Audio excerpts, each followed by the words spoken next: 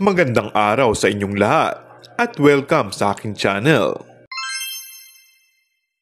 Bigati ng eksena ni Andrea Brillantes sa unang sabak pa lang niya sa serye ni Coco Martin. Marami na agad ang nagulat. Naglabasan na nga agad ang mga video tapings ni Andrea para sa Batang Quiapo na kung saan ay tumatakbo nga siya.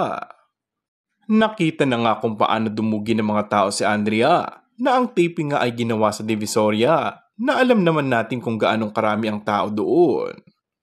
Nabulabog nga ang Divisoria, pati ang mga nagtitinda at ang mga namamalengke ay nagsama-sama para makita ang mga eksena niya o ang kanyang kagandahan. Nahirapan nga ang mga bantay dahil sa siksikan ng mga tao na mula sa harap hanggang likod at gilid, puno ng mga tao.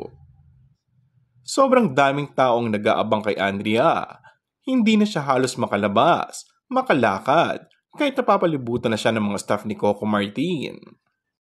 Mahigpit ang mga guards, pero parang ordinary lang siya dahil hindi siya maarte. Say ng netizens na nakipagsiksikan din para mapanood ang aktres.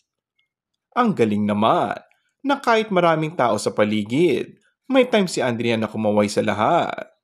Hindi siya natatakot na masaktan siya kapag may nanggigigil sa kanya. Samantala, wala pa man ang eksena nito kung saan magkikita sila ni Tanggol, ngunit marami na ang nag-aabang. And that's all for our today's video. Kung bago ka lang sa aking channel ay mag-subscribe at pindutin na rin ang notification bell. Maraming salamat!